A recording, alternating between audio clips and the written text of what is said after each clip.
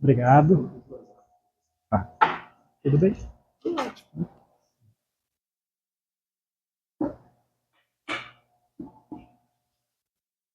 Boa noite, amigos, amigas. É uma alegria estarmos aqui em mais uma sexta-feira de tratamento de saúde.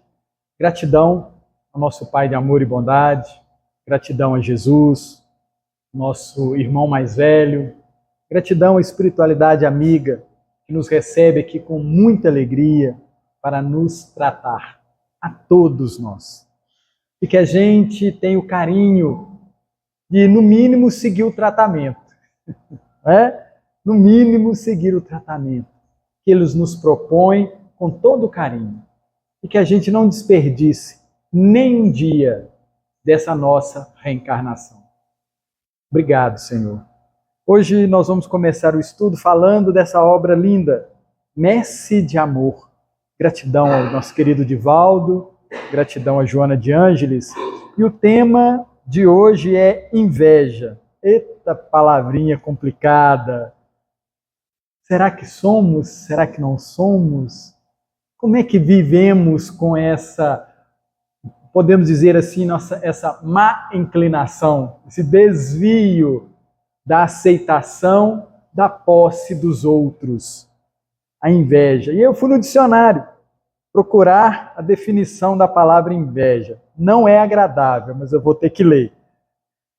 Sentimento de angústia que a pessoa invejosa tem. Ela tem um sentimento de angústia, de raiva ou frustração, que surge quando se deseja algo que outra pessoa tem, ou quando se deseja usufruir de uma situação semelhante à de outra pessoa.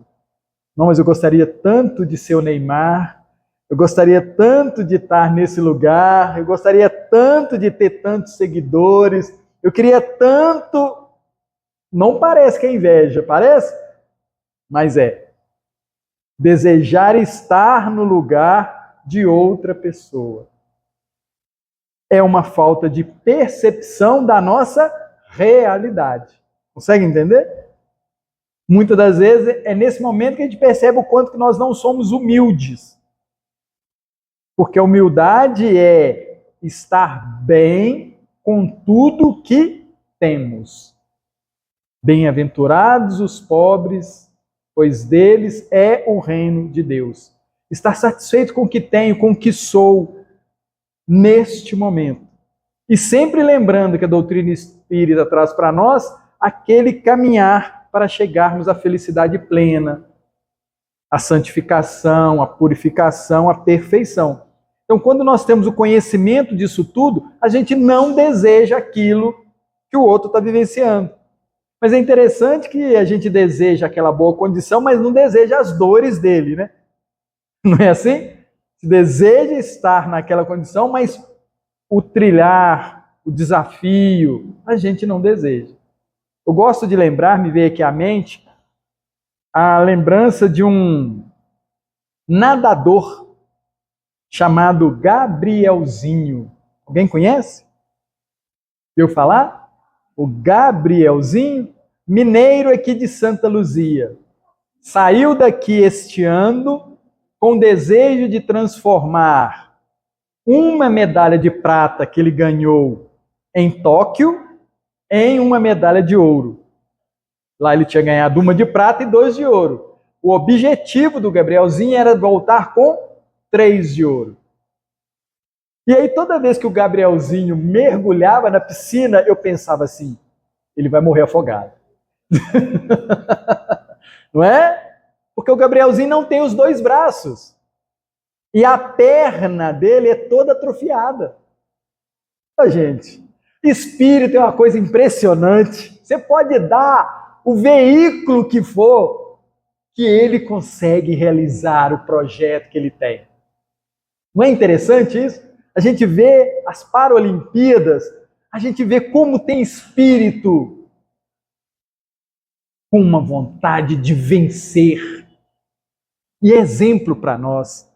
nós também podemos vencer com o que temos, sem o desejo de estar, de invejar a posição alheia. Porque todos nós temos a capacidade de vencer. Então eu me encanto e eu brinco, né, comigo mesmo, falando assim, acho que o Brasil devia investir mais nas Paralimpíadas do que nos outros, porque ganha muito mais medalha, não é assim? Mas tudo está certo, está tudo certo, mas mostra para a gente que podemos, indiferente do nosso organismo, a vontade, o desejo, podemos conquistar tudo. Ainda mais quando temos esse conhecimento do Evangelho. Ainda mais quando a gente olha para Jesus e lembra da sua fala. Vós podeis fazer o que eu faço e muito mais. E aí a gente precisa ter essa tranquilidade, porque a gente precisa fragmentar essa nossa caminhada. Eu acho isso muito interessante. Tem hora que a gente quer se tornar um Cristo nessa reencarnação. Calma e elegância. Degrau a degrau. Degrau a degrau. O que eu consigo fazer nessa? E a gente precisa lembrar do nosso projeto reencarnatório. O nosso projeto reencarnatório é cumprirmos os objetivos estabelecidos para nessa reencarnação eu tenho alguns objetivos. Não é ainda chegar a Cristo, mas eu preciso começar a ter os meus primeiros movimentos nesse propósito, para alcançar esse alvo. Então é interessante que todo dia, quando a gente acorde, a gente considere essa situação. Todo dia ao acordarmos, estou a caminho de ser um Cristo, de ter as ações dele, de ter disponível ou desperto em mim as potências que Jesus nos mostra. E aí a gente começa diariamente a termos ações nesse sentido. E aí a definição do dicionário continua dizendo assim, que a pessoa invejosa pode sentir animosidade em relação a quem tem o que ela deseja. E pode querer que o outro não tenha aquilo. Olha que curioso isso. O invejoso, muitas das vezes, ele deseja que o outro não possua, porque ele não tem condição. Então, a gente percebe a enfermidade da mente. Enfermidade da mente no sentido de não entender que Deus favorece a todos. Deus favorece a todos. Todos podemos ter tudo e teremos. Mas o nosso pensamento ainda é muito restrito de querer ter as coisas materiais. Querer as coisas materiais. E a gente muitas das vezes acha que são as coisas materiais que nos fazem. O que eu possuo, o que eu tenho, é que me identifica estar melhor ou não. E é nesse sentido que muitas das vezes a gente percebe a dificuldade das ideias do Cristo se estabelecerem. A dificuldade das ideias do Cristo se estabelecerem. Porque, frente às vitórias do mundo material, o Cristo não teve essas vitórias. Na época, no início, se falava muito isso. Por que você está seguindo esse Nazareno que foi morto na cruz? É um desafio. E eles falaram, não, mas a proposta é muito mais além do que o corpo físico. E esse produto, vamos dizer assim, essa ideia, foi muito difícil de algumas mentes entenderem.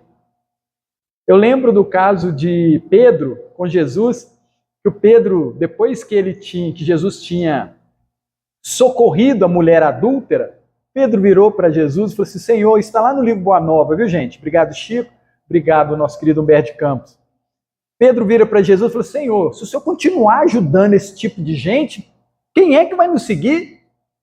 O Senhor anda com as prostitutas, anda com aqueles de má vida, o Senhor anda com os pobres, com os mendigos, com os aleijados, com os leprosos.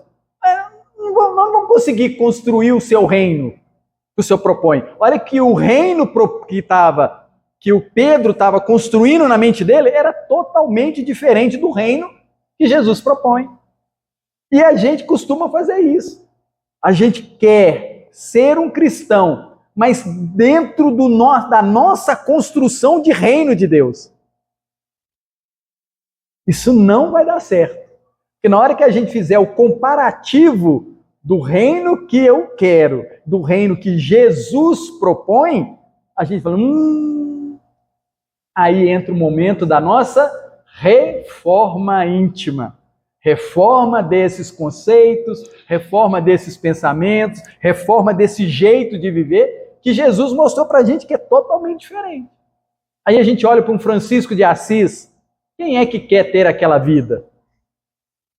A gente olha para uma Madre Teresa, para uma Irmã Dulce, não são referências de bons cristãos? Mas a gente quer ser esse bom cristão, mas não quer viver dessa forma. E isso é desafiador para nós. A gente quer ser cristão do jeito que a gente construiu o reino. E a gente precisa refazer esse conceito. Refazer esse conceito. Porque do jeito que a gente quer, nós não vamos chegar ao reino que o Jesus nos oferece. Aí a Joana vai falar para nós assim. E ela é muito amorosa no início do estudo, tá? São duas partes aqui. Ela fala assim: é fácil chorar a dor com quem chora, oferecendo a pérola líquida que expressa cooperação e sentimento. Quando eu estou sem dor, é muito fácil chorar com o outro. Não é verdade? Quando eu estou sem dor, eu posso chorar com o outro. É fácil chorar a dor com quem chora, oferecendo a pérola líquida, a lágrima, que expressa cooperação e sentimento. Junto à dor, a alma experimenta o anseio de atender, contribuindo com o tesouro abençoado da solidariedade. Junto à dor, aparece a solidariedade. Ao doente, se distende o vidro portador de medicamento, e ao faminto, raros somente negam a dádiva do pão. Não é fácil oferecer o medicamento ao outro? Ela está falando daquele que possui, hein? No início daqui, ela está falando daquele que possui. Ao doente se distende o vidro portador de medicamento. Eu ajudo aquele que tem dificuldade. Ante a dor, mesmo o coração empedernido chora e alonga as mãos procurando socorrer. É natural descer para ajudar, quando se está em cima. Quando está tudo bem comigo, eu socorro os outros? Sim. Há, entretanto, uma caridade diferente e esquecida, atrás de cujas portas fechadas poderás atender a almas perdidas em cruéis despenhadeiros, emaranhados em plantas pontiagudas. Poderemos considerá-la como o júbilo que decorre da participação da felicidade alheia. Estar embaixo, na escassez, e abençoar a fartura de quem está no alto. Experimentar júbilo e contentamento com o sucesso dos amigos, sem nada pedir, sem nada desejar. No silêncio da aflição, diz Joana de Ângeles, e da angústia, participar da felicidade que sorri no coração do vizinho e do amigo. Não poucas vezes, no entanto, deixamos que o despeito e a inveja destilem o veneno da revolta no campo da nossa alma. Se a vitória está com um velho amigo, afastamo-nos dele justificando: está diferente.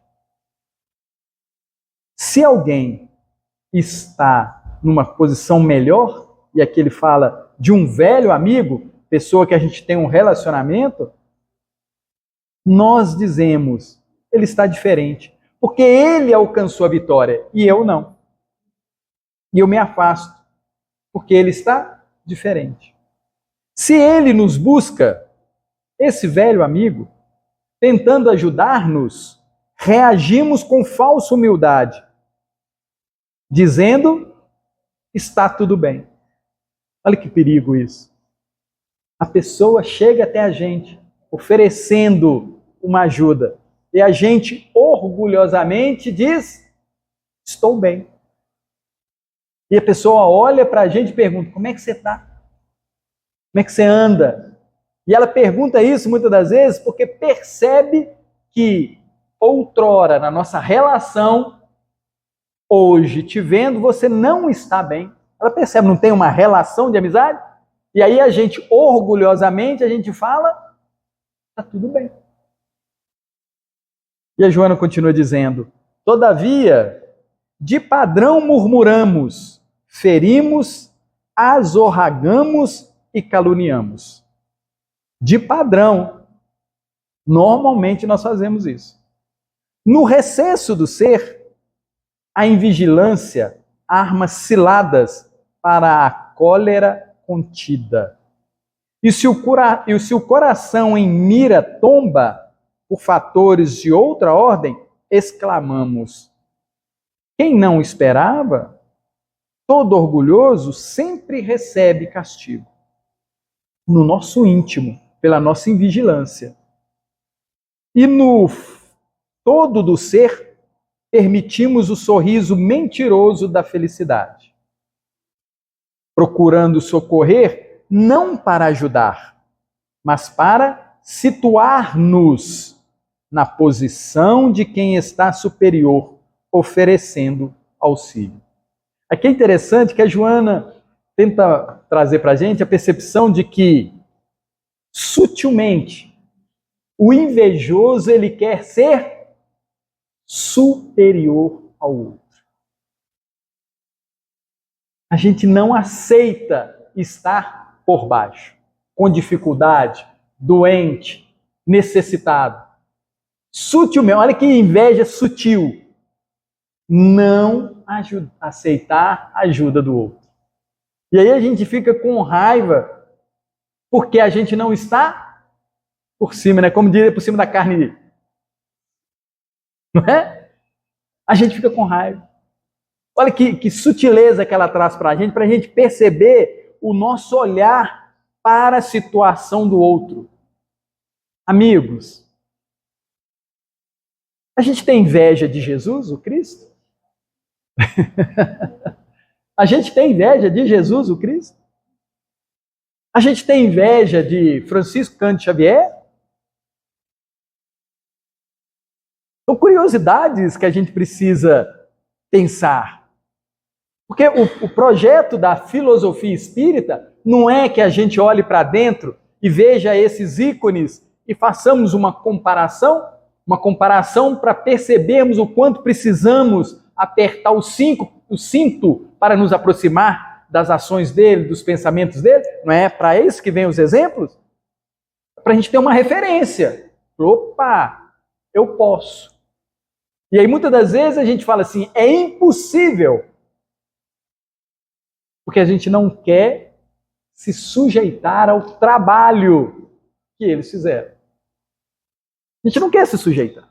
A gente quer ser um Chico, a gente quer ser um Emmanuel, um André Luiz, mas não quer assumir o trabalho que dá para fazer isso. O quanto de desapego esses companheiros tiveram. A gente não quer. E essa é a proposta que a doutrina espírita traz para nós. De que todos nós podemos. Isso é bacana. Todos nós podemos. E essas referências são nesse sentido. E aí ela continua dizendo, né? Na segunda parte, ela fala assim: Espírita, meu irmão, sabes que há muita lágrima molhando finos lenços de cambraia de linho e muitas feridas ocultas em pesados tecidos de brocado ou renda, que nem todos identificam. Olha a sutileza, né? O carinho da benfeitora. Olha o que ela fala. Lágrimas molhando finos lenços de cambraia de linho. A gente acha cambraia de linho, lençóis assim no dia a dia? Está falando que aquele que está acima dentro do nosso olhar, assim, que a gente acha que aquele que tem um lençol de cambraia de linha é superior. Aí ela chama atenção, fala, olha, nesse local também tem lágrimas, tem dor, tem sofrimento. Serpe impiedosa é a cobiça. Não a alimenteis, para que ela não te envenene. Ajuda também aquele que aparenta ser feliz, orando por ele. Foge à inveja, como quem se furta ao contágio de enfermidade cruel. Mas para isso nós precisamos reconhecer que de vez em quando somos invejosos. Foge à inveja, como quem se furta ao contágio de enfermidade cruel. Porque se a gente não se conhecer, esse é o processo nosso atualmente, o conhece a ti mesmo, está envolvido nisso, nos conhecer, de vez em quando, por invigilância, não é isso que ela fala? Por invigilância, a gente pode desejar a posição, as coisas de outro. Então, fujamos desse sentimento, como quem furta ao contágio de enfermidade cruel. Olha o grau que ela coloca o desejo da posição alheia. Uma enfermidade cruel. Distancie-te da maledicência. Amigos, nós temos uma pandemia no nosso planeta atualmente. A maledicência. A reclamação. E até entre amigos tem até o concurso. Quem está sofrendo mais? Não, mas lá em casa está assim, assim. Não, mas lá em casa você não faz ideia. É 10 vezes mais do que isso. A reclamação. Como estamos reclamando? Estamos insatisfeitos com tudo. Isso é uma pandemia. Não dar graças a tudo. Que é o ensinamento de Jesus. Em tudo, dai graças. Nós, quase cristãos, quase espíritas, precisamos lembrar dessa posição. Escola, oportunidade, fugir a esses comentários que estão virando natural, mas não o são. Aquele que reclama, ele está fugindo da naturalidade, está fugindo da providência divina, está desconsiderando a presença do Pai junto a nós, o trabalho do Cristo, do nosso anjo da guarda. Olha quantas fugas nós não temos que fazer para poder usar da maledicência, da reclamação, da insatisfação.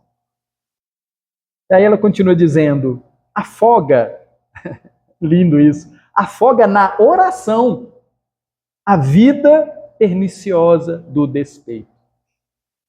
Desejei alguma coisa que não seja boa. Vamos fazer um Pai Nosso? Vamos fazer uma oração?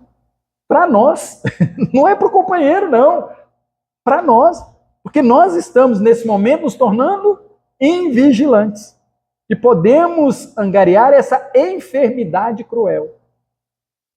Humilde alfinetada, diz Joana, pode ser portadora de terrível infecção. Alfinetada, alfinete abre um buracão, gente? Não é? Um furinho, não é assim? Humilde alfinetada pode ser portadora de terrível infecção, tanto quanto singela gota de veneno pode ser mensageira da morte. Usa, diz a benfeitora, a palavra gentil, como a flor se deixa identificar pelo aroma que espalha. Quando tudo estiver difícil e escuro em teu coração, ou em redor dos teus passos, recorda que a noite de tormenta, além das nuvens pesadas, está recamada de milhões de fulgurantes astros, e que o cardo amaldiçoado, em silencioso abandono, também se arrebenta em floração noturna, que balsamiza o ar transparente e voejante. Gostoso isso? A gente percebeu o nosso entorno todo construído, preparado para nos amparar a ter a percepção da nossa caminhada. Recorda o carpinteiro galileu, nosso Cristo, Jesus, que atendendo a Simão, o rico cobrador de impostos, lhes abençoou a fortuna, fazendo inesquecível repasto no seu suntuoso palacete. Embora, no auge do ágape, pobre mulher endemoninhada, procurando-lhe o socorro, tenha recebido a seiva da vida eterna, como doce alento para nós todos. No conceito de que, por muito amar, todos os seus pecados eram perdoados. E demora-te feliz, diz Joana, demora-te feliz. Amigos, nós curtimos os momentos bons da nossa vida, do nosso dia. A gente fica feliz quando a gente senta para almoçar. Aquilo dura quantos segundos? Passa desapercebido. Demora-te feliz em tudo que a gente faz. A gente está andando, a gente está pensando, a gente está enxergando.